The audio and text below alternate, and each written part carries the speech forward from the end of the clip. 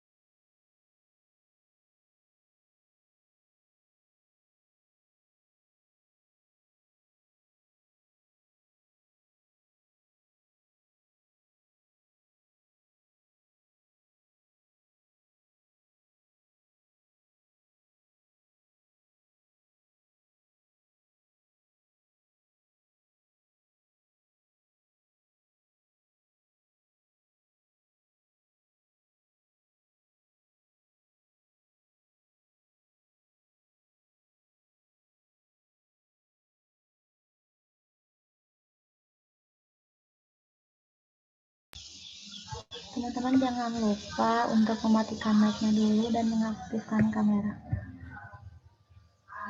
saat kegiatan berlangsung. Terima kasih.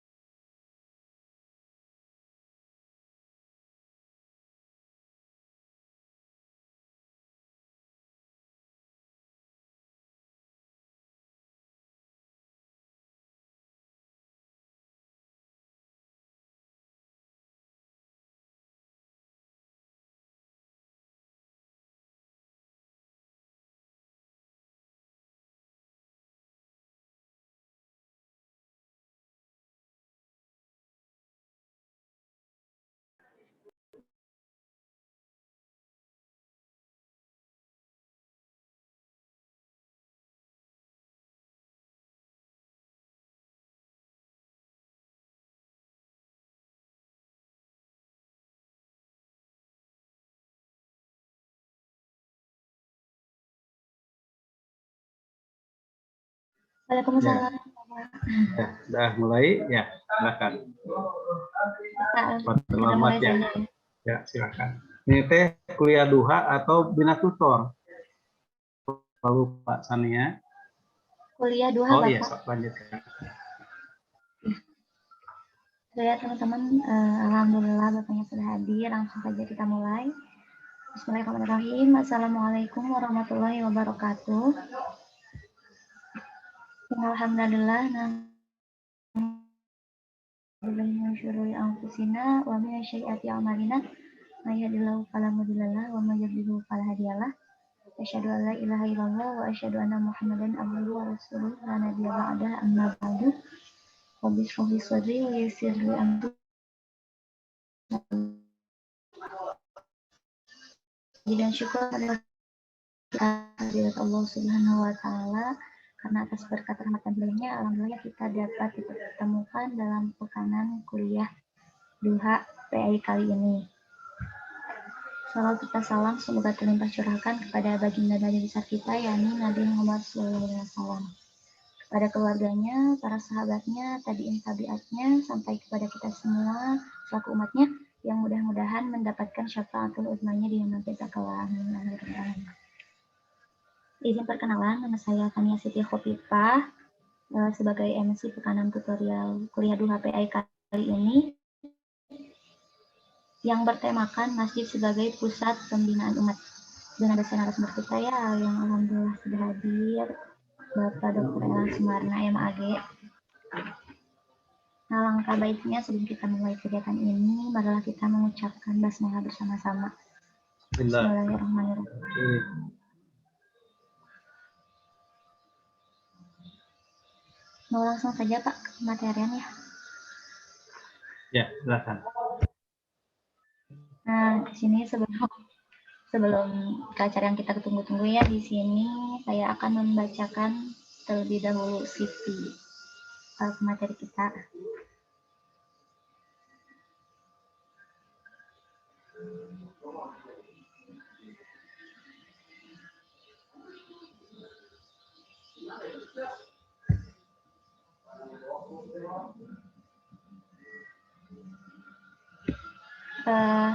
Nama Dr. Ellen Sumarna MAG, koordinator instansi Departemen Pendidikan Umum DPU mulai menjadi dosen UI tahun 2005. Tempat tanggal lahir Bandung 28 Agustus 1967. Alamat rumah Jalan Cisaranten Kulon, Arca Manik, Bandung. Riwayat pendidikan S1, S2, S3 UIN Sunan Gunung Jati Bandung. Masya Allah ya, dari sekian saja sudah luar biasa. Langsung saja ke acara yang kita tunggu-tunggu, yaitu kematerian mengenai masjid sebagai pusat pembinaan umat oleh Bapak Dr. Ellen Sumarna MAG. Kepadanya dipersilahkan.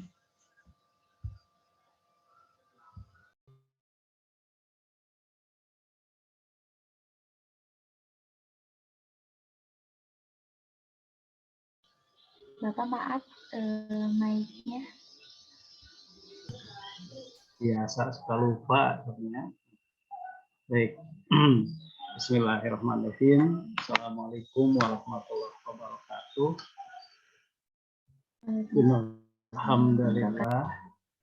Alhamdulillah nahmaduhu wa nasta'inuhu wa nastaghfiruh wa na'udzu billahi wa min sayyiati a'malina may yahdihillahu fala mudilla lahu wa may yudlilhu fala hadiyalah.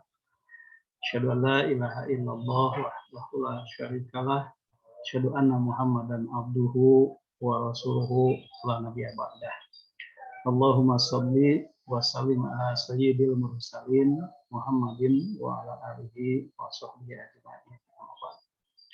Adik-adik yang Bapak cintai, alhamdulillah dengan dipandu oleh Teh Sania ya. Teh Sania dari jurusan apa tadi? Sani dari jurusan Pendidikan Seni Musik, Pak. Oh, seni musik ya, alhamdulillah. Dengan dipandu oleh Teh Sania tadi, alhamdulillah pada kesempatan kali ini, ya Bapak bisa menjumpai adik-adik seluruhnya ya. Ini yang baru hadir berapa? 154 Teh Sania ya. Seluruhnya berapa?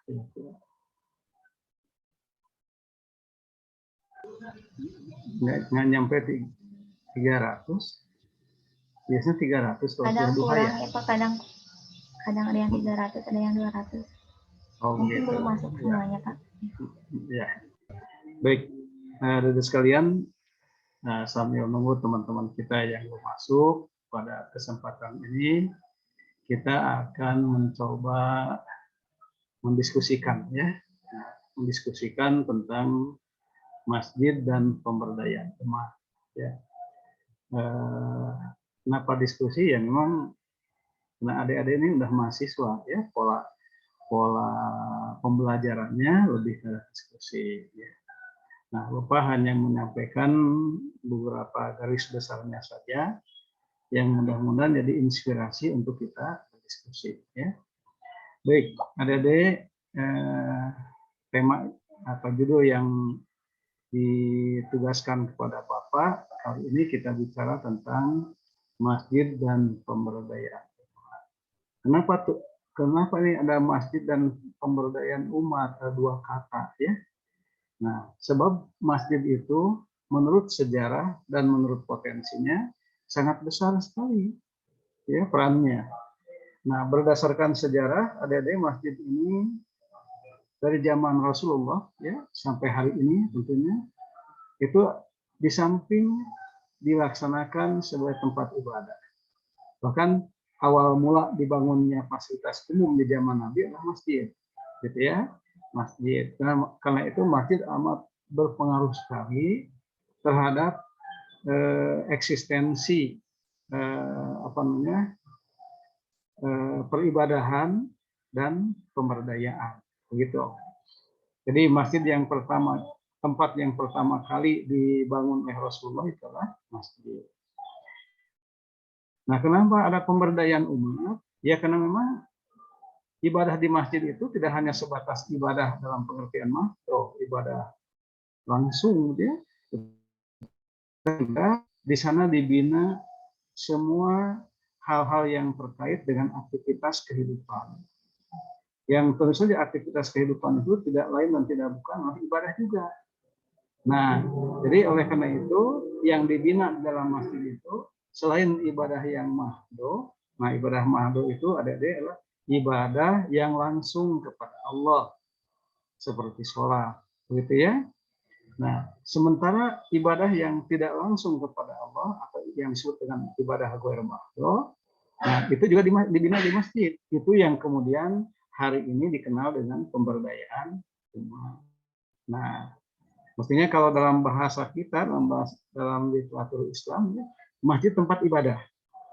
Cukup segitu. Ibadah itu ya termasuk di dalamnya pemberdayaan umat. Kenapa begitu adik-adik? Karena pengertian ibadah itu bukan hanya sekedar ruku dan sujud, tetapi ibadah itu adalah semua aktivitas kita yang itu diridhoi dan dicintai oleh Allah dan Rasul-Nya, itu adalah ibadah. Begitu ya. Nah, hanya mungkin karena keterbatasan beberapa hal di antara kita, ya, sehingga kemudian menyempit maknanya ibadah itu. Ya, jadi pada perguliran berikutnya, karena Islam semakin sini dalam beberapa sisi dipahami sangat sangat dangkal, ya, sehingga masjid itu dikatakan sebagai tempat ibadah dalam pengertian tempat ruku dan sujud saja. Nah, oleh karena itu muncullah inisiatif dari beberapa kalangan untuk menambahkan padanya pada fungsi masjid itu adalah juga sebagai pemberdayaan umat. Ya, bagi Bapak nggak masalah, ya. Yang penting secara substansi kita bisa memahami dengan itu, ya. Jadi kembali, ya, dari sisi bahasa masjid itu berasal dari kata sajadah, kemudian yasjudu, sujud. Nah, gitu ya.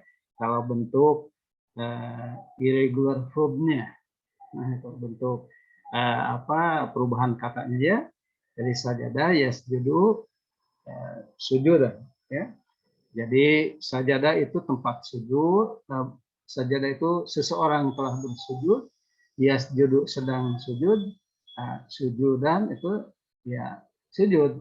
Nah, kemudian menjadi masjid kalau kemudian dicetak kata sajadah itu pada kata benda yang menunjuk isim, tempat, menunjuk tempat maksud Bapak. Pada kata benda yang menunjuk tempat, yaitu masjid. Nah, masjid itu artinya tempat sujud, ya, tempat sujud. Nah, adik-adik sekalian, jamak daripada masjid itu masajid. Ini ada ya, sudah tertulis nih. Ini masajid itu adalah bentuk jamak, ya.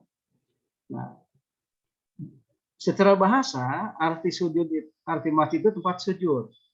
Hal ini juga dilihat dalam Quran surat, ini banyak ya, nih ada kullun fil ardi masajid. Ini ada ayat ya, ayat ini pesannya nggak dituliskan ya, surat beberapa ayat berapa ini pesannya ya. Nah, ya ada di Al-Quran itu kalimat kullun fil ardi, segalanya fil ardi di bumi ini, tanah ini atau bumi ini adalah masajid, adalah tempat sujud gitu ya. Jadi adik-adik dalam dalam dalam hukum Islam dimanapun kita berada itu masjid, makna secara bahasa, ya, dimakna secara bahasa dimanapun di bumi, di tempat tinggal kita ini adalah masjid, tempat sujud. Jadi adik boleh sujud di mana saja, di tempat yang secara budaya atau secara budaya kita istilahnya cocok untuk kita sujud di sana, ya. Jadi artinya walaupun segala di bumi itu tempat sujud, tidak berarti kita boleh sujud di mana saja, tetapi tempat-tempat yang memungkinkan kita sujud. Di jalan raya jangan kita sujud, misalkan, itu maksud Bapak ya. Di jalan raya jangan kita sujud. Kalau sujud di jalan raya, nah, tidak masalah, ya, mengganggu orang dan kita pun juga terancam keselamatan. Nah, itu maksudnya ya. Nah, juga tidak boleh kita sujud di tempat-tempat yang ada banyak najisnya. Nah, itu seperti di kandang domba misalnya dan sebagainya. Di WC tentu saja nggak boleh gitu. Walaupun WC itu juga secara bahasa adalah bumi Allah tempat sujud, tapi itu bukan, tidak patut kita sujud di dalamnya. Ya, jadi pengertian secara bahasa adik-adik masjid itu adalah tempat sujud. Ya, nah, adapun secara istilah masjid itu bangunan yang khusus diperuntukkan untuk sujud. Nah, secara istilah begitu, bangunan yang dibangun yang dikhususkan untuk sujud. Nah, seperti Masjid Al-Furqon. Selain ini ya, ada Masjid Al-Furqon, Masjid. Nah, sayang ya adik-adik belum ke kampus ya. Nah, nanti insya Allah semester depan kita ke kampus ya, kita jumpa insya Allah semester depan ya. Kita berdoa agar nih coronanya selesai ya, sehingga kita bisa ke kampus. Tapi yakin Bapak juga ada beberapa di antara adik-adik yang sudah nengok-nengok ke kampus ya, lihat Al-Furqon, masjid kita yang masjid yang terbesar se Asia Tenggara, gitu. Masjid kampus terbesar se Asia Tenggara. Kampus tercinta kita ini di UPI, begitu ya. Nah, oleh karenanya berbahagialah kita, ya. Alhamdulillah. Berikutnya tesannya.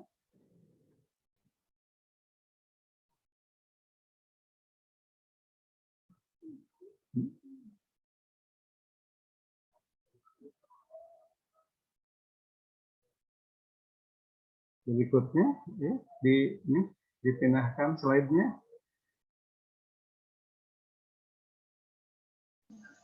Sudah. Oh, sudah, ya baik. Adik-adik sekalian, nah tadi kita bicara tentang pengertian masjid secara bahasa dan secara istilah.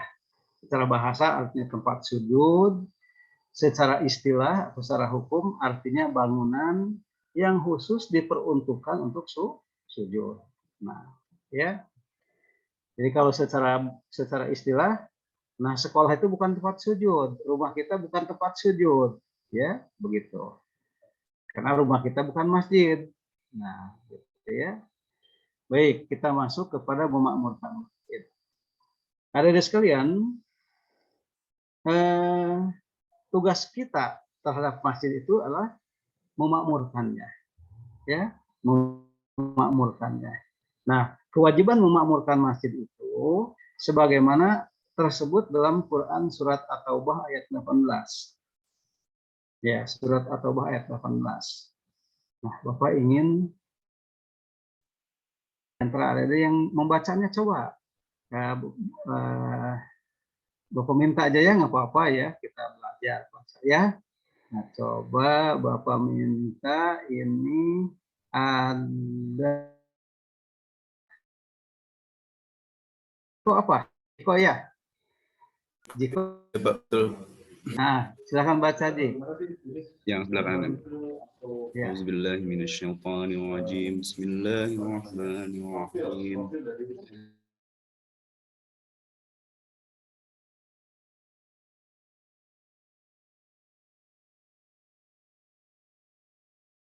يوم الآخر وأقام الصلاة وآتى الزكاة ولم يخشى إلا الله فأسى أولئك أن يكونوا من المهتدين. Nah, amin. Bagus sekali tuh Jiko ya. Nah, membacanya syukur ya. Jadi adik-adik sekalian, dalam Quran surat 18 itu Allah berfirman, innama. Nah, lafaz innama itu beda dengan inna ya. Kalau kita belajar bahasa Arab, nanti di tutorial atau di Baki atau dimanapun ada ya yang mengajarkan bahasa Arab ya. Tesania tahu nggak di mana saja UKM kita yang mengajarkan bahasa Arab? Ada ya? Nah, yang di tutorial ada? Tutorial Baki ya. UPTQ kan. Nah, ada di UPTQ ya, di Baki. Nah, ada sekalian di UPTQ atau di Baki ada sekolah bahasa Arab, belajar bahasa Arab. Silahkan adik-adik di sela-sela apa ketidaksibukannya, sesungguhnya di sela-sela kesibukan bukan ketidaksibukan ya. Coba kalau kitanya tidak berpikir, nah, mendingan di sela-sela kesibukan kita menyempatkan waktu untuk belajar bahasa Arab. Ada kira-kira 2 UKM atau mungkin lebih yang mengajarkan bahasa Arab. Salah satunya adalah di Baki, ini adalah di UPTQ. Silakan cari informasinya ya ke 2 UKM tadi. Baik. Nah, jadi adik-adik sekalian, ini ada innama hanya saja.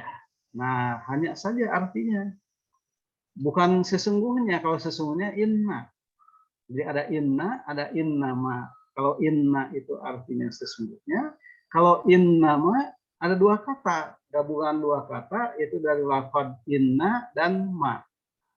Inna menunjukkan sesungguhnya, ma menunjukkan ketiadaan. Nah, jadi ada 2 kata, ya. Jadi inna itu sesungguhnya, ma itu tidak ada. Kemudian disatukan. Ya, jadi innama sesungguhnya tidak ada. Sesungguhnya tidak ada lagi. Nah, gitu ya. Jadi innama itu artinya sesungguhnya tidak ada lagi ya'muru yang memakmurkan masjid Allah, masjid-masjid Allah, kecuali siapa? Man amana, yaitu orang yang beriman billah kepada Allah, wal yaumil akhir, dan yang takut kepada hari akhir.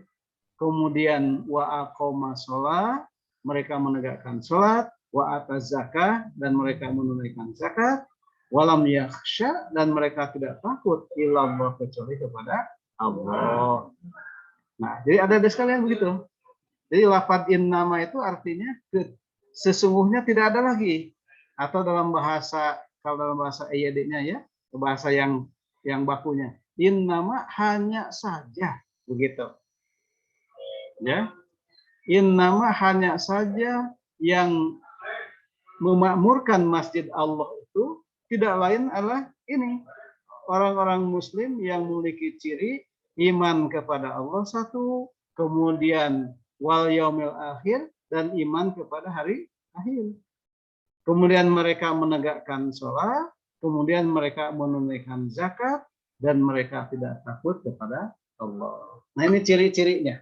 Ya, ciri-ciri orang-orang yang bisa memakmurkan masjid, ciri-ciri orang yang bisa mendapatkan berkah dari masjid, ciri-ciri orang yang bisa tertunjuki dengan keberadaan masjid. Nah, ya, nah sekarang ini kan banyak masjid berdiri di mana-mana, tetapi tidak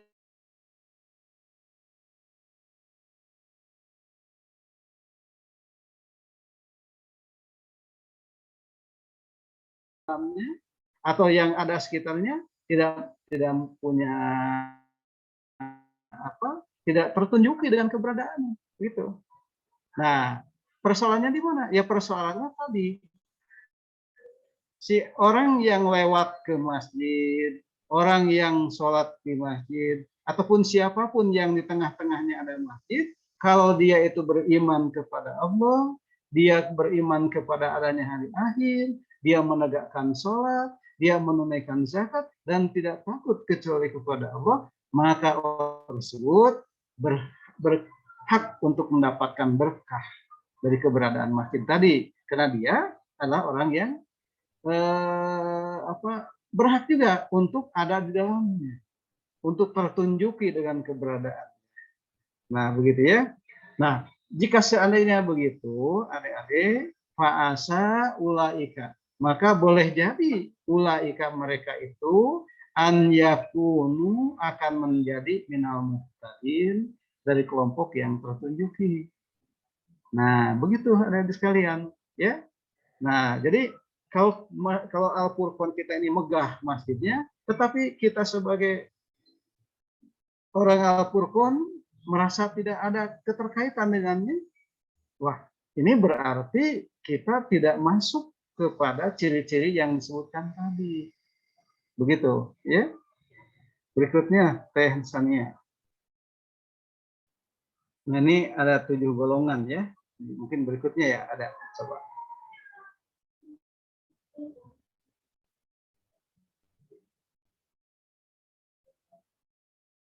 Nah, kalau ini mah amal ahlul masjid. Kembali lagi, Teh. Kembali lagi ke slide sebelumnya.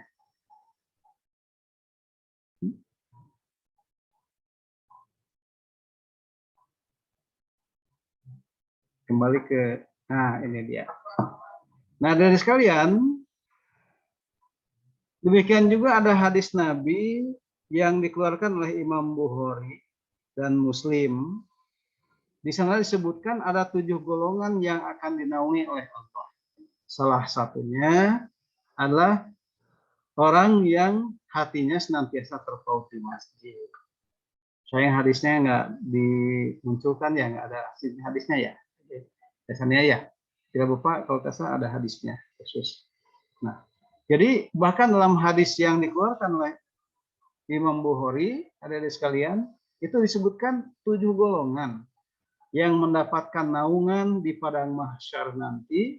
Jadi alam kebangkitan itu ada yang semua orang itu dihimpun di padang mahsyar itu, yang matahari didekatkan, semua kita tanpa busana, kemudian menunggu 500 tahun ukuran akhirat. Begitu. Menunggu 500 tahun ukuran akhirat. Nah, ini 500 tahun ukuran akhirat. Sementara ukuran akhirat itu dalam Al-Quran disebutkan 1 hari berbanding 1000. Ya. Jadi itu ini 500 tahun di akhirat. Kita ngantri ya untuk mendapatkan mizan, untuk ditimbang, gitu ya. Nah, dalam proses ngantrinya itu tentu saja kita ini berkeringat karena matahari didekatkan di padang yang tidak ada lembah, di padang yang tidak ada gunung-gunung kecuali hamparan saja, gitu kita ngantri, begitu ya. Nah, ada 7 kelompok yang dinaungi oleh Allah dalam kepanasan panas terik matahari itu.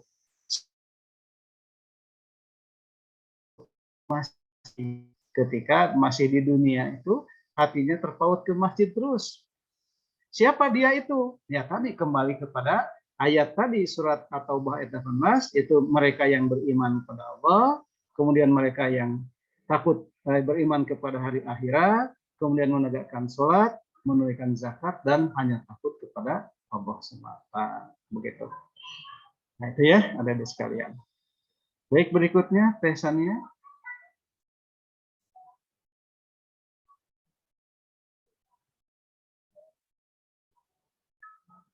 Kalau waktunya sedikit lagi, kasih tahu Bapak ya.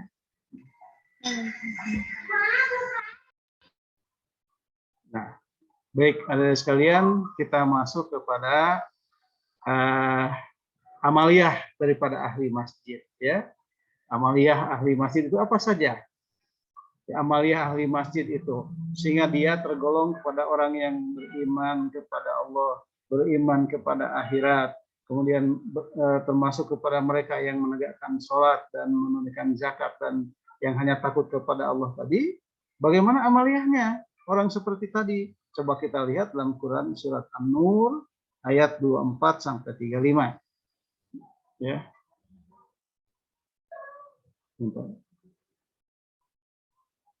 Nah, dibaca dulu nanti penjelasannya ya. Nah, jika sudah, coba Bapak ini sembarang aja.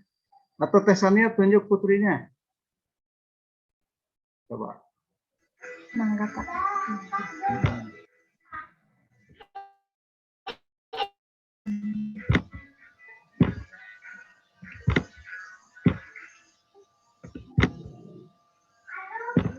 Boleh, Nadira. Nadia. Nadira yang akhir. Siapa tesannya? Nadira. Nadira. Silakan Nadira. Mana Nadira? Ada Nadira. Nadira, ayo. Muncul Nadira.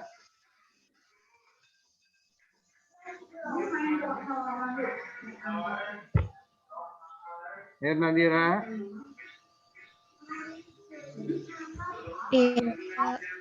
Ya, silakan Nadira. Ya, silakan Nadira, buka mic-nya. Ya, silakan dibaca yang ini. Apa-apa kita belajar ya, nggak usah sulit.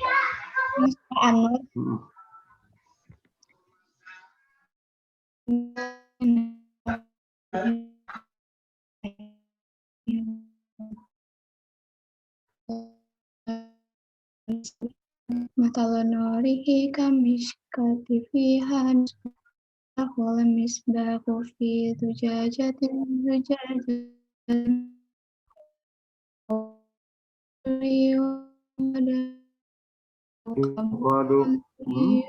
yuqadu min syajaratin mubarakah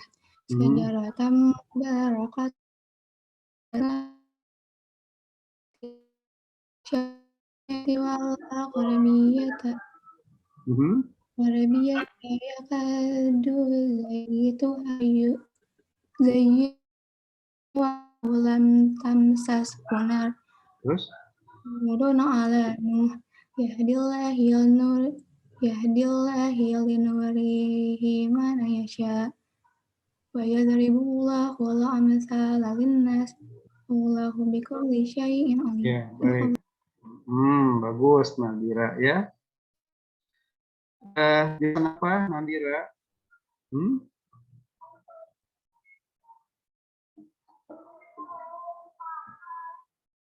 Jurusan apa?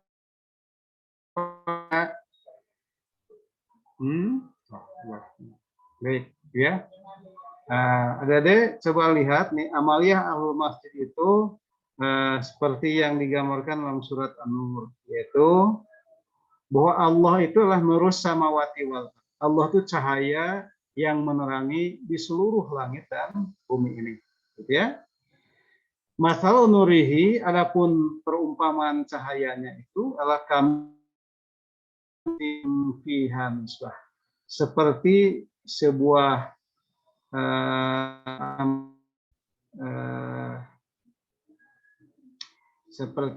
miskat itu dinding ya, fiha misbah, yang dalam dinding itu ada misbah, ada lampu ya. Al misbahu fi zujajah, lampu itu juga ada dalam kaca. Azuzajatu, sehingga kaca itu ka'anaha kau duri yuqad min syajaratin mubarakah, yang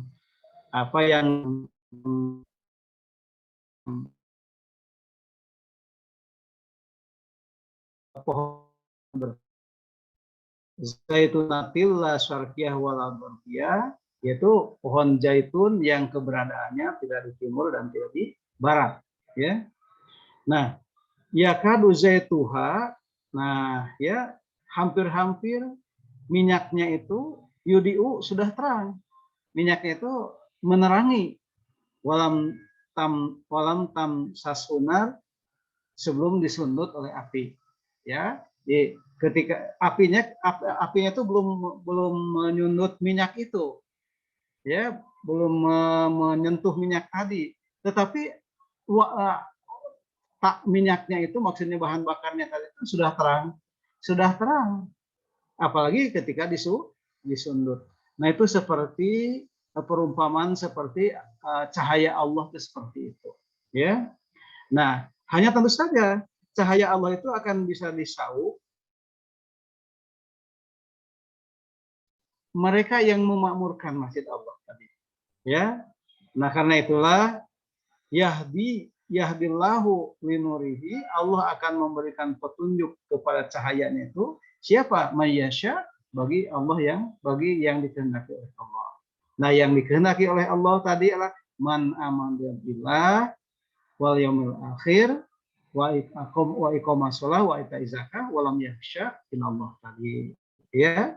Nah, ya. Itulah yadribullahu al-amthal. Adik-adik, itulah perbandingan yang Allah buatkan linnas bagi manusia, ya. Nah, wallahu bikulli syai'in alim, terus saja Allah tuh mengetahui atas segala sesuatu. Nah itu ya, adik-adik sekalian, orang yang amaliyahnya memakmurkan masjid Allah tadi itu tertunjuki oleh Allah, asal memenuhi syarat tadi, ya. Nah, berikutnya coba kita lanjutkan dengan ayat berikutnya. Bagian putra sekarang, silakan Teh Sania tunjuk lagi.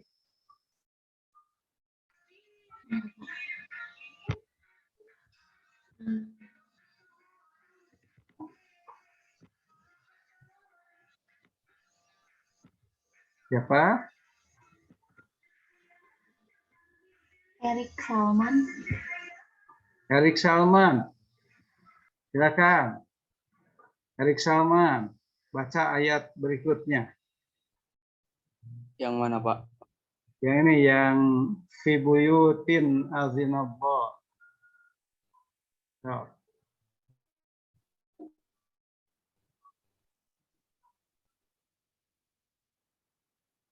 Ya, baik. Bismillahirrahmanirrahim. Fi buyutin adinallahu an turfa'a wa yudhkara fiha ismuhu yusabbihu lahu fihal budui wal asal. Terus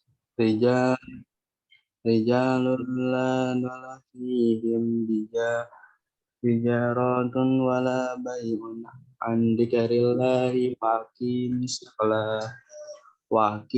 salati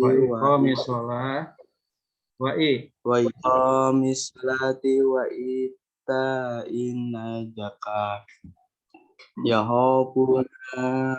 Yahopuna yauma tatakallamu fihil qulubu wal absar liyajziyahumullahu ahsana ma amilu wa yazidahum minal fadli wallahu yarzuqu man yasha'u bighairi hisab. Iya. Sadaqallah. Iya, Erik dari jurusan apa, Erik? Dari pendidikan ekonomi, Pak. Iya, alhamdulillah ya. Bacanya udah bagus, tinggal disempurnakan ya. Silakan dihubungi di Baki ya. Ada tuh yang apa, kakak-kakak kita yang mengajarin baca Al-Quran. Itu udah tinggal melancarkan ya membacanya. Baik, adik-adik sekalian, nah dalam Quran surat An-Nur ayat 35-nya ya, sampai 38 Allah Subhanahu wa taala berfirman, fi buyutin adzinallahu, di rumah-rumah yang Allah izinkan, anturfa'a, untuk ditinggikan, wa yuzkaro, dan untuk disebut fiha di dalamnya ismuhu nama Allah. Nah, ya. Jadi di rumah-rumah yang Allah izinkan untuk ditinggikan, disebut nama-nama Allah. Nah, dia itu yusabbihu lahu. Orang tadi itu dia bertasbih kepada Allah fiha di dalamnya. Bil guduwi pada waktu pagi, wal asol dan di waktu sore. Ya. Siapa dia itu yang bertasbih di masjid Allah tadi, yang meninggikan kalimat Allah tadi? Siapa dia itu? Nah, ayat berikutnya adalah rijalun, yaitu mereka la tulhihim, yang tiada terlalaikan, tijarotun oleh perniagaan, wala bai'un dan oleh jual beli, an dzikrillah dari mengingat Allah, wa iqomis shalah dan dari menegakkan sholat, wa itaiz zakah dan dari membayar zakat. Nah, ya. Yakhafuna yauman, yang dia itu takut kepada suatu hari, tataqallabu fihi, yang pada hari itu bergoncang. Jadi ya, yang pada hari itu bergoncang. Apa yang bergoncang adik-adik? Al-qulub wal absar. Hati ini dan demikiannya bergoncang juga pandangan ini, gitu ya. Jadi adik-adik sekalian, nah mereka yang ahli masjid tadi dalam ayat ini dipertajam. Ya, siapa? Yaitu mereka yang tidak terlalaikan oleh perniagaan. Mereka yang tidak terlalaikan oleh jual beli.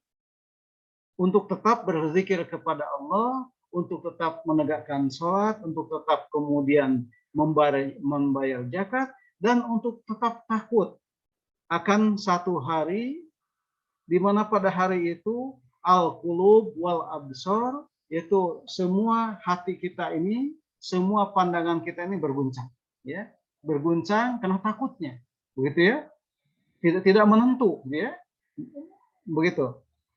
Nah, adik sekalian, orang seperti tadi, orang yang memiliki kriteria seperti tadi yang tidak terlalaikan oleh perniagaan dan oleh jual beli, yang hatinya itu takut dan bergoncang akan suatu hari yang dahsyat tadi.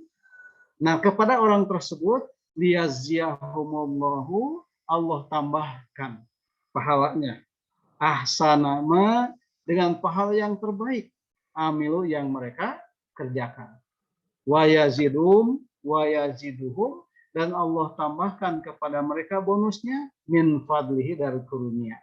Nah, jadi adik-adik sekalian, amaliyah ahlul masjid tadi, orang yang memakmurkan masjid tadi, itu akan Allah berikan sebaik-baiknya pahala, ditambah dengan tambahan yang lain, bonusnya.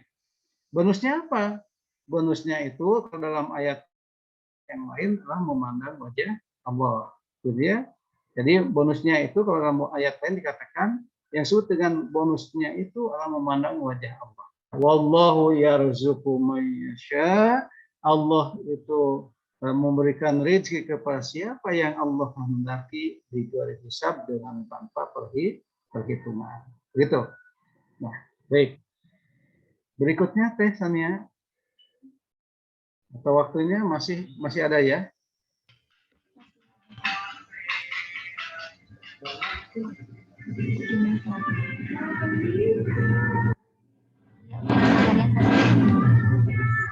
Masuk berikutnya Teh. Ya, kalau masih ada waktu masuk berikutnya. Nah, adik-adik sekalian, nah itu tadi kita bicara tentang, tadi Bapak ringkaskan sedikit ya. Satu, tentang pengertian masjid, baik secara bahasa ataupun secara istilah, secara hukum. Yang kedua, siapa yang bisa memakmurkan masjid dalam pengertian orang yang mendapat berkah dari keberadaan masjid tadi. Nah, itu tadi ya sudah kita bahas tadi. Nah, yang ketiga sekarang kita lihat fungsinya, ya, fungsi masjid. Ya.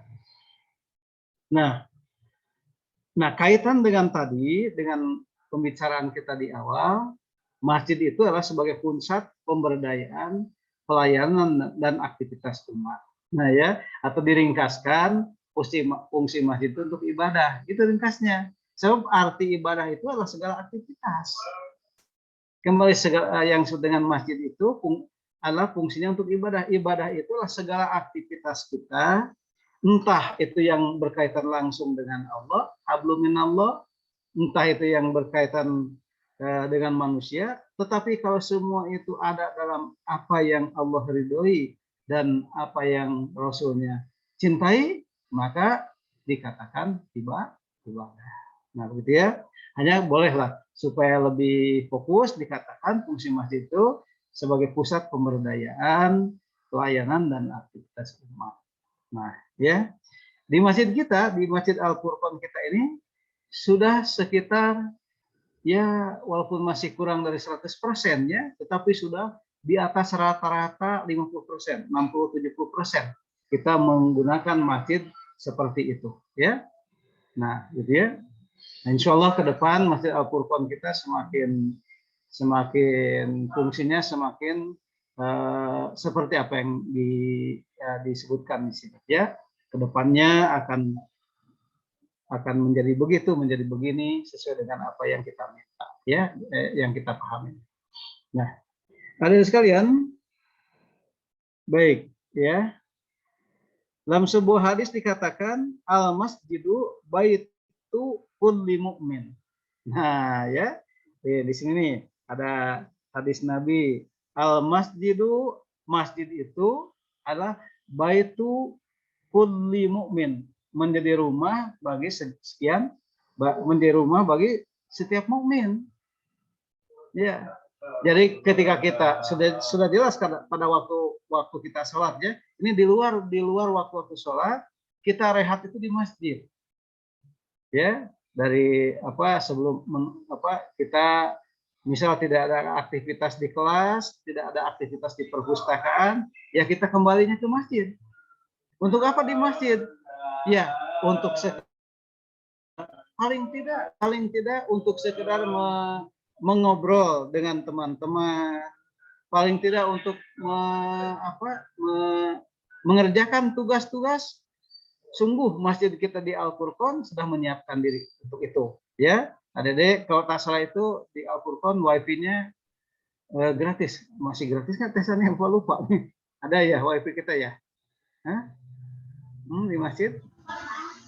Kurang tahu Bapak soalnya Sania baru masuk juga. Oh iya, Bapak juga lupa lagi ya. Jadi kalau tak salah itu di masjid itu wifi gratis kalau tak salah ya, untuk kita mengerjakan tugas-tugas ya, bisa rehat dan lain, bisa obrolan ringan atau diskusi sekalipun diskusi agama, diskusi selain agama yang bermanfaat yang terkait dengan program kita boleh di masjid. Sudah disiapkan di selasar masjidnya. Hanya pada waktu-waktu sholat ya harus sholat, jangan kemudian adzan kemana, sholat kemana, kita di mana, jangan begitu kan ya. Itu artinya mengkhianati fungsi masjid. Nah, jadi adik-adik sekalian, kembali al masjidu baitu kulli mukmin. Masjid itu tempat singgahnya daripada setiap mukmin. Bukan setiap orang, setiap mukmin. Siapa mukmin? Ya tadi man amada billah wal yaumil akhir wa tuqi wa iqamis shalah wa ita'iz zakah wa lam yakhsha illallah. Ya. Nah, seperti tadi. Ya. Nah, oleh karena itu ada sekalian, kalau kita runtut lebih detail ya, maka fungsi masjid di zaman Rasulullah, kalau kita lihat khusus di zaman Nabi, ya, pertama ada sebagai pusat pendidikan dan pengajaran, ya, pendidikan dan pengajaran, kemudian juga pusat pengembangan ilmu, khususnya ilmu Islam, ya. Nah, kemudian juga sebagai pusat peribadahan, kemudian sebagai pusat informasi masyarakat, juga sampai tempat menerima tamu-tamu negara. Nah, ruang tunggu resmi tamu-tamu Rasulullah Shallallahu Alaihi Wasallam. Kenapa begitu? Ya, fungsi masjid begitu luas ya. sampai tempat menerima tamu negara sebagai pusat pendidikan. Nah, kalau sekarang kan pendidikan terpisah ya dengan masjid ya. Nah, begitu. Tamu-tamu juga, tamu ke Pak Rektor juga di ruang Pak Rektor, bukan di kita ya. Nah, kenapa begitu? Ya, jawabannya karena dahulu fasilitas sosial terbatas. Ya, fasilitas sosial itu terbatas. Bahkan kalau Bapak tambahkan lagi, fungsi masjid zaman Nabi juga sebagai latihan perang. Begitu, sebagai latihan perang juga di masjid. Nah, kenapa sekarang salahnya sebatas untuk sholat? Ya, kan begitu ya. Kenapa begitu? Ya, persoalannya karena sekarang itu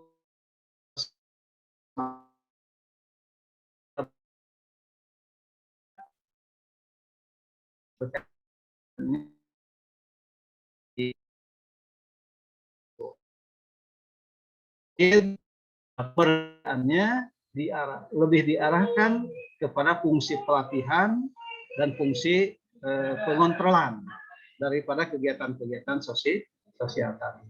Ya, nah, gitu. Nah, berikutnya tesannya.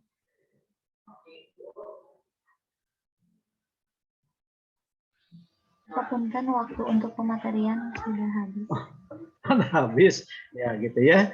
Ya baik, terima kasih tesannya. Ya, jadi kesimpulannya begitu tinggi fungsi masjid ya. Nah, bahkan adik-adik nih sekarang ada kelompok-kelompok ya, yang ingin memakmurkan masjid lebih serius lagi. Nah, lebih ditekankan pada pemberdayaan ekonomi umat. Sekarang tuh banyak ya. Nah, kenapa begitu? Ya karena memang pemberdayaan umat bidang ekonomi itu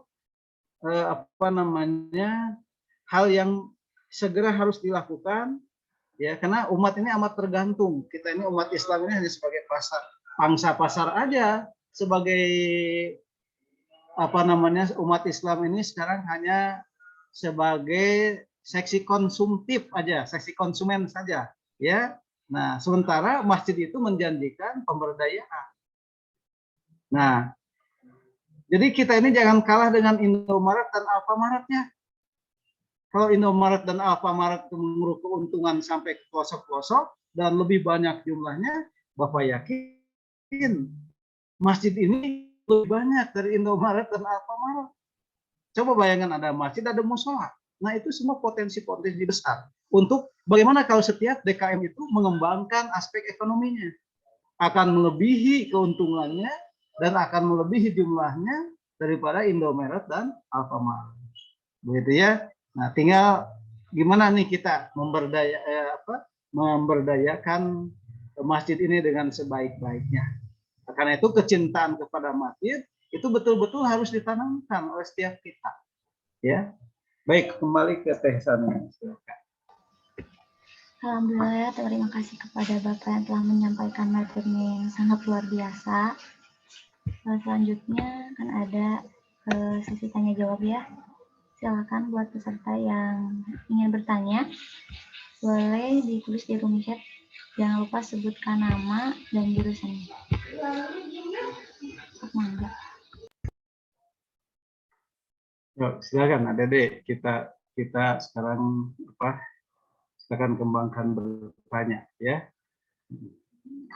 Ini jadi Masjid Al Furqon, ini kita sekarang ini labnya nih ya, labnya kita. Atau masjid di sekitar ada. Gimana tesannya? Itu kalau ada yang mau bertanya mangga di kontak juga mangga. Ya, boleh langsung ya. Silakan ya, sambil nunggu pertanyaan ada, silakan.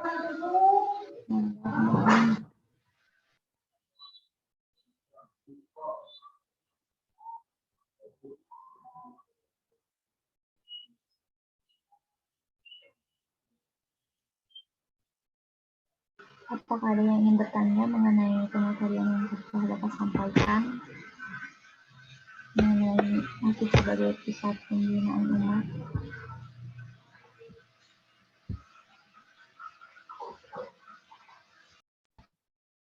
Silakan, ada deh. Tadi perasaan ada yang buka mic ya.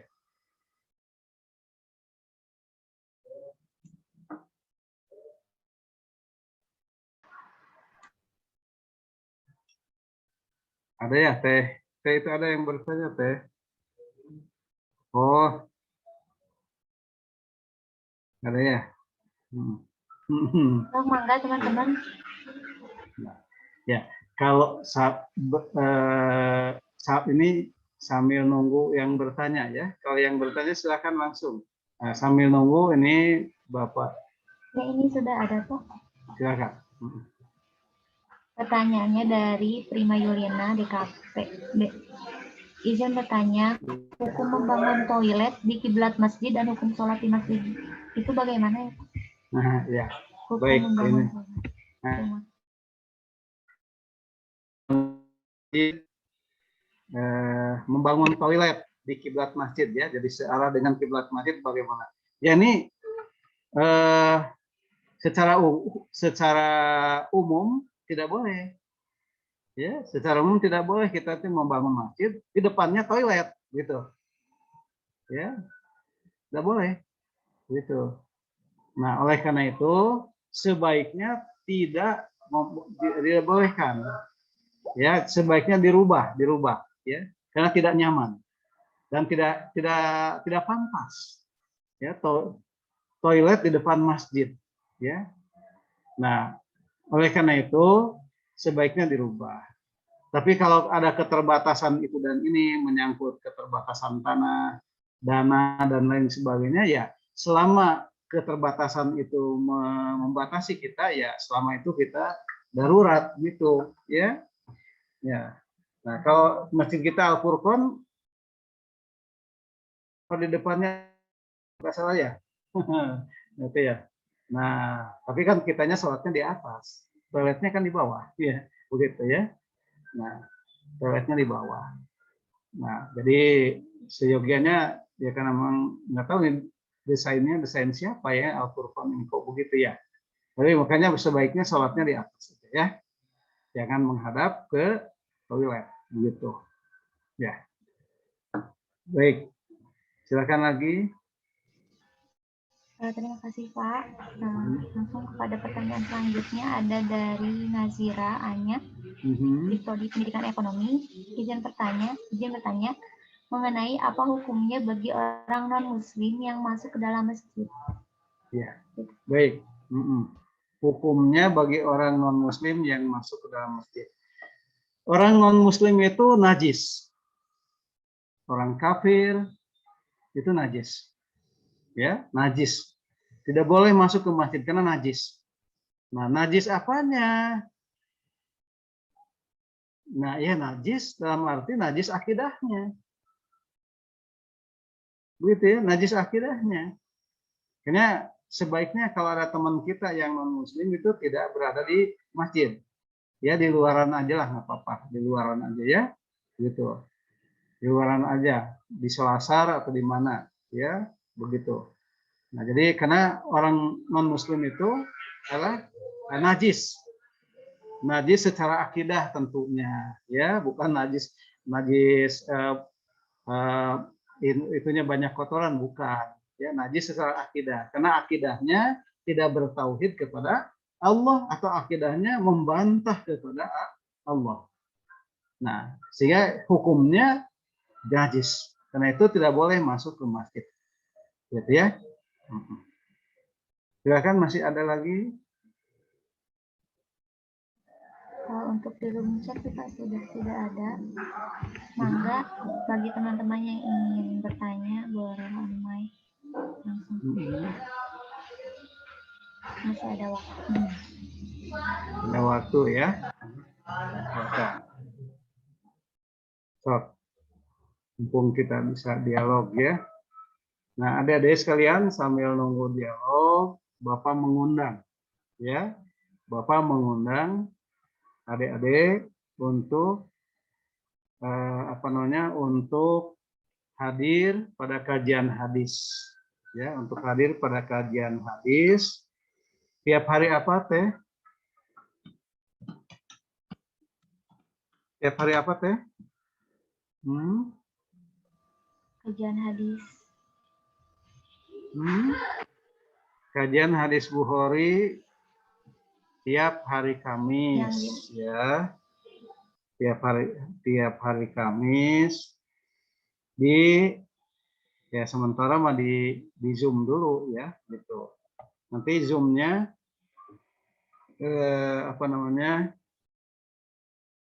Zoom-nya Bapak share nanti ke grup ya. Zoom-nya Bapak share ke grup.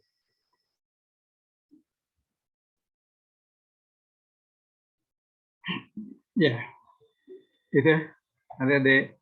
Nah, jadi silakan Teh Sania, ada lagi? Iya, Pak, ini ada. Nah, ini ada ya?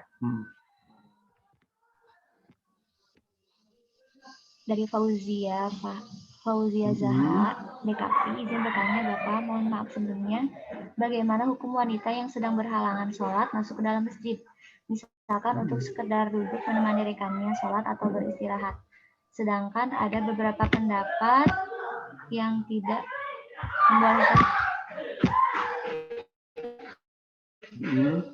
memperbolehkan wanita yang sedang haid untuk tidak masuk masjid. Ya. Baik, ada sekalian nih pertanyaan bagus ya. Jadi bagaimana hukumnya wanita yang tengah berhalangan? Ya, kan sudah jelas hadisnya. Ya, hadisnya sudah jelas. Bagi mereka yang haid, bagi mereka yang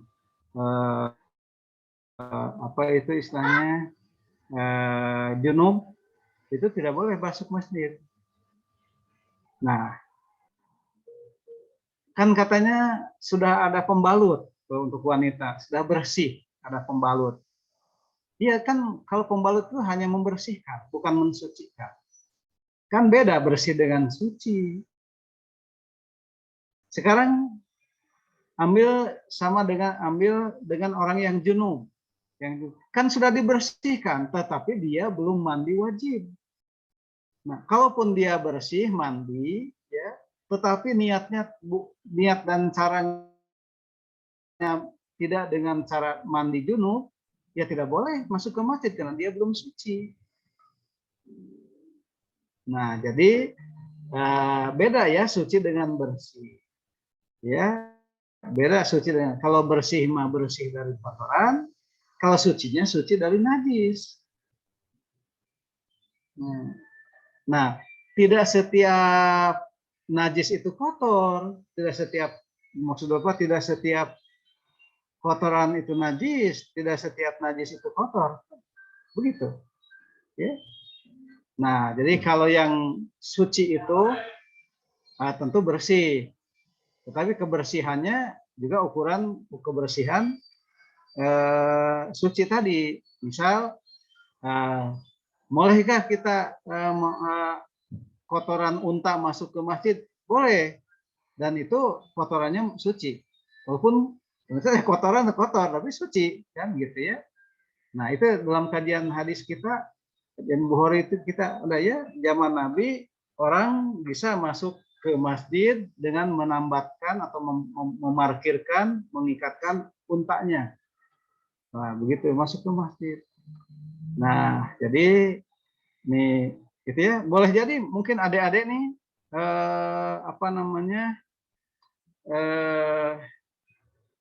bisa di masjid sudah bersih, sudah wudhu, kakinya itu kemudian tiba-tiba mengambil apa di luar ya, di luar masjid dan tidak pakai alas kaki, dia menginjak tanah, nggak masalah, asal tanahnya suci. Nah, adapun tentu saja pada telapak kakinya ada tanah yang nempel ketika dia menginjak tanah. Tetapi sepanjang tanah itu suci, tidak ada yang najisnya, boleh-boleh saja. Nah, begitu ya. Nah, jadi kembali lagi, memang ada dua pendapat. Ada pendapat yang mengharamkan untuk masuk ke masjid, ada yang tidak. Bapak termasuk yang mengharamkan? Bagi mereka yang membolehkan, katanya kan sekarang sudah ada pembalut, ya, bukan masalah bersih tidaknya kata Bapak.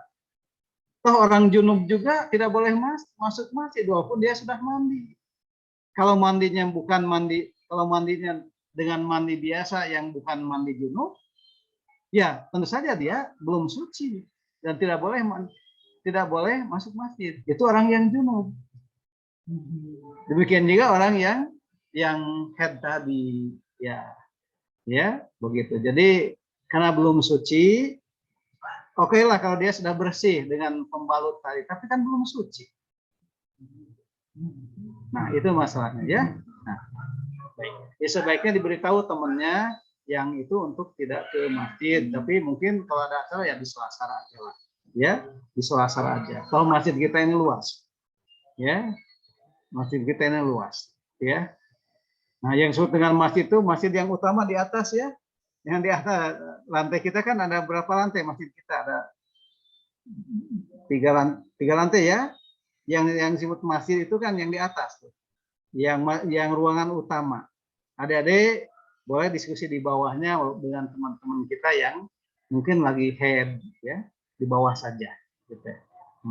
Jangan ikut ke atas, kan di atas tempat sholat. Jadi masjidnya di atas. Jadi Masjid Al-Furqan itu masjidnya yang mana? Masjidnya yang di atas, yang tempat sholat. Ya, yang tempat sholat. Sementara di bawahnya ya tempat diskusi, tempat kita ya melepas lelah dan lain sebagainya. Baik, silakan lagi, Sania. Pak, ini ada pertanyaan yang menarik ya. Ya, silakan. Berhubungan sama yang pertanyaan barusan. Dari Muhammad Ziko Mumtaz, Prodi DKP. Begini Pak. Tadi sudah dijelaskan tentang non-muslim masuk ke masjid. Jikalau niat mereka masuk itu untuk mempelajari tentang Islam, bagaimana ya Pak? Karena ada beberapa masjid yang memberi kesempatan untuk non-muslim melihat kajian atau ibadah umat muslim. Ya, seperti itu. Ya, baik. Nah, untuk belajar atau karena ingin masuk Islam. Ya itu tadi, adik-adik sekalian, jangan menghalalkan segala cara. Ya, kalau dia mau masuk Islam, ya diterima di bawah dulu, jangan di atas, jangan di tempat sholatnya, jangan di masjidnya, Bapak. Tapi ya, kita ingat masjid yang dimaksud itu adalah masjid pada pengertian tempat ibadah, ya. Nah, kalau di Al-Furqan tempat ibadahnya itu ruang utama yang di atas. Kalau di bawah perkantoran dan lain itu boleh kalau di sana, ya.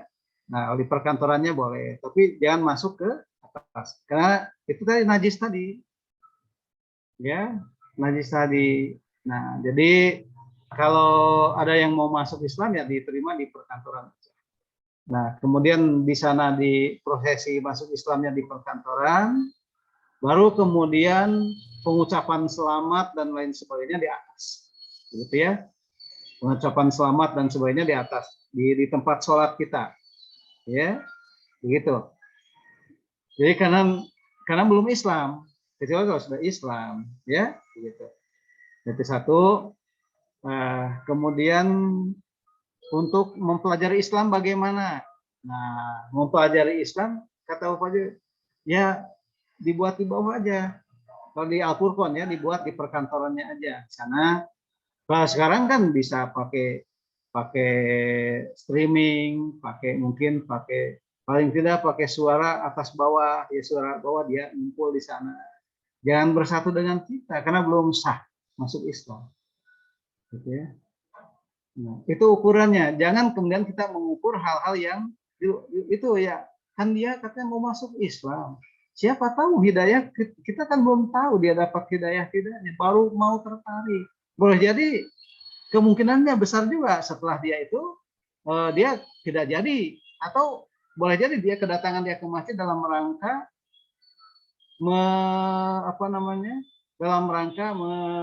menodai masjid, bisa jadi. Nah, oleh karena itu peganglah aturan yang jelas bahwa seorang kafir tidak boleh masuk masjid. Kalau dia berkeinginan untuk belajar ilmu Islam sebelum dia Islam, maka kita fasilitasi di luar masjid. Kalau di Al-Furqan ya di bawah saja, atau mendengarnya di bawah. Kalau di Al-Furqan kan speakernya sudah atas bawah, gitu ya.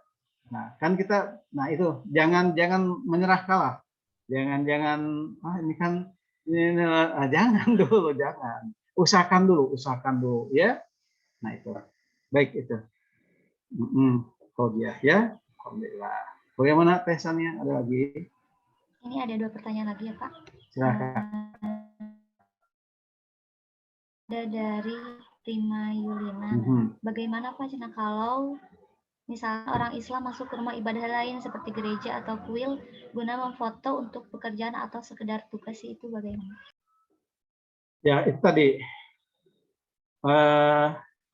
Intinya kita boleh masuk ke gereja, ke tempat ibadah yang lain, tetapi tidak dalam rangka ibadah atau mencampur adukan dengan ibadah mereka. Ya. Nah, itu yang harus kita, akadnya harus jelas. Jadi kita boleh masuk ke gereja, tapi dalam rangka bukan untuk ibadah bersama mereka atau mencampur adukan ibadah dengan mereka. Bolehlah kita masuk ya. Jadi untuk kepentingan terbatas, maksudnya apakah untuk sebuah penelitian,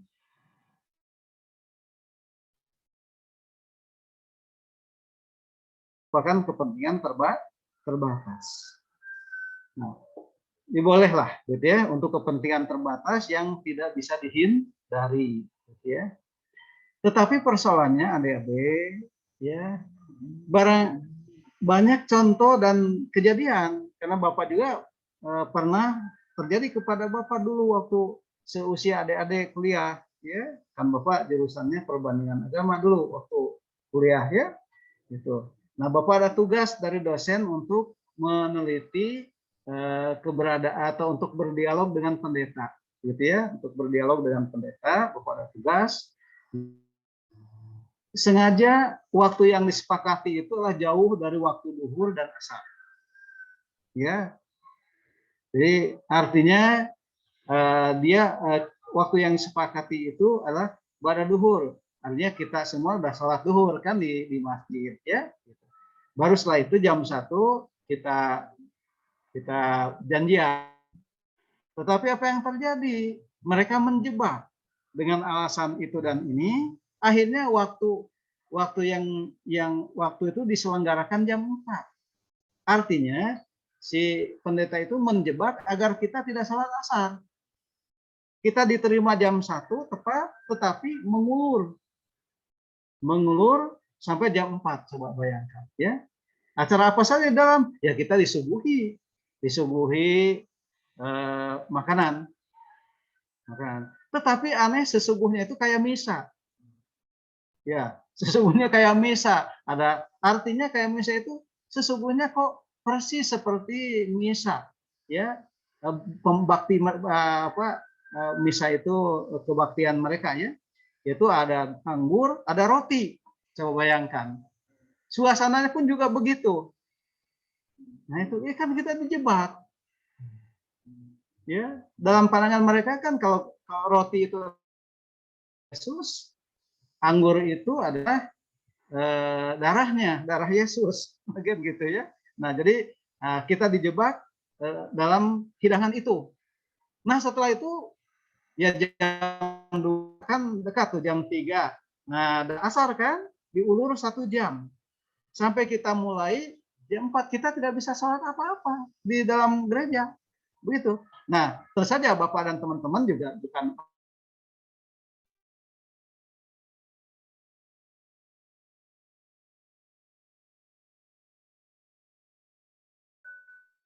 apa 1-2. Ini pesak apa kantong 1, tapi harus punya kantong 2. Nah, gitu istilahnya ya. Nah, jadi kita nih Bapak dan teman-teman sudah siap-siap untuk menjamak salat. Nah, disinilah keindahan dan fleksibilitas daripada Bapak dengan teman-teman sudah menjamak salat duhur dengan asar.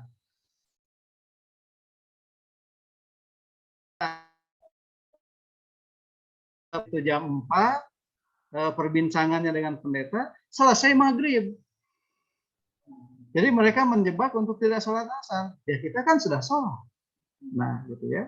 Nah, jadi adik-adik gitu. Jadi kembali lagi, kalau tidak ada kepentingan yang mendesak, ya, yang tidak bisa dihindari, dan itu tidak ada kaitan dengan ibadah, tidak ada kaitannya dengan peribadahan mereka, dan tidak mencampur adukan tadi, ya. Nah, bolehlah penelitian dan sebagainya. Tapi harus hati mereka kita supaya kita setidaknya kita ini bisa ternodai akidah kita. Begitu ya? Ya hati-hati. Ya sebaiknya tidak. Kalaupun ada kepentingan boleh, tapi tetap berhati-hati. Seperti kasus yang Bapak alami dulu, gitu ya. Baik, silakan, Tesania. Ini ada pertanyaan terakhir dari Cindy, Pendidikan Ekonomi. Izin bertanya, Pak. Sudah lama ini saat sholat itu berjarak antisipasi corona. Itu bagaimana ya Pak hukumnya?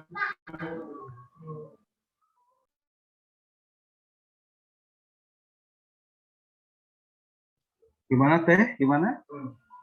Nggak ada chatnya ya? Chatnya? Sudah lama ini saat sholat itu berjarak antisipasi corona. Itu bagaimana ya Pak hukumnya?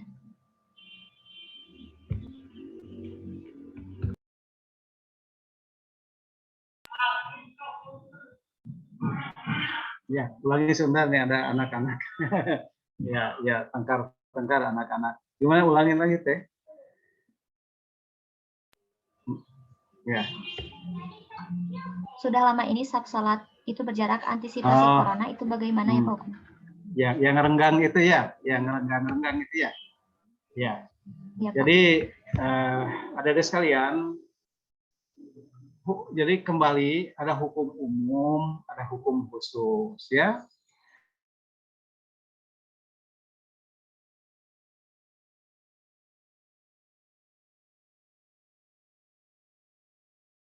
Nah, hukum umumnya kita ini kalau sholat itu harus rapat,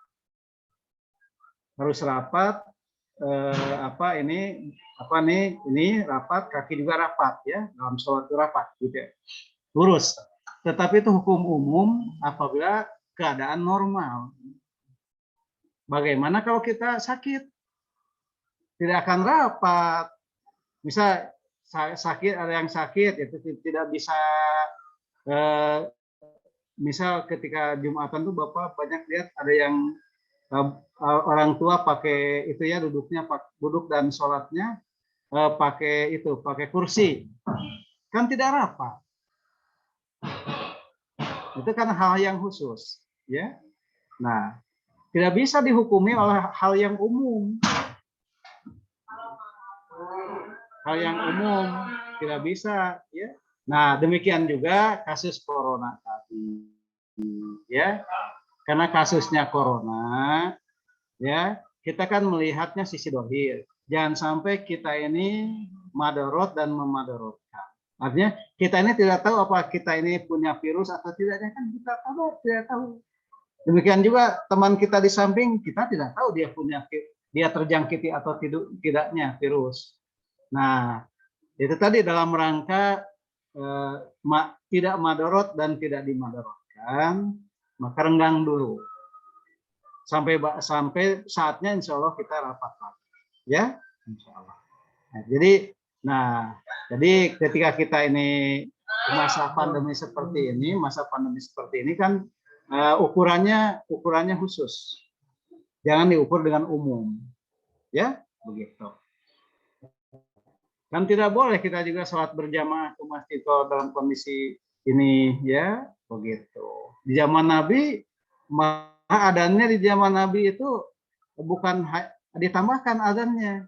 Hayya ala sholah, hayya ala falah, tambah lagi as-sholatu fi buyuti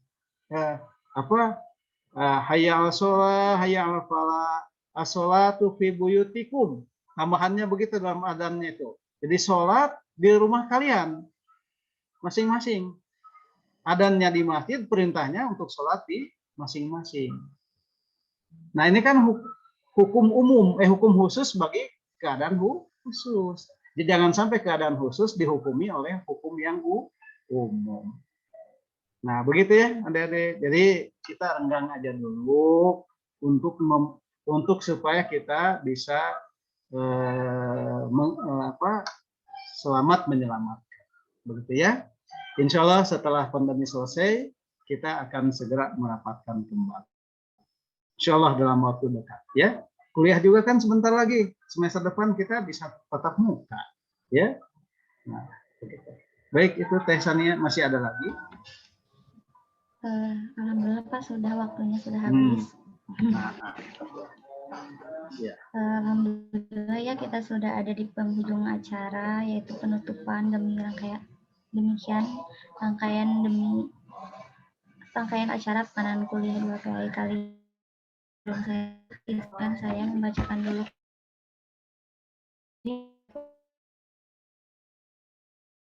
untuk sholat dan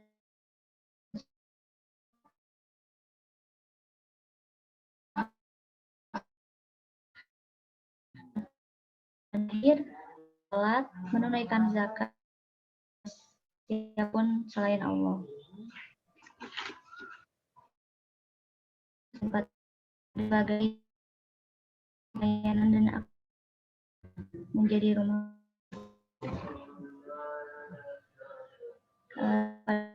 dan itu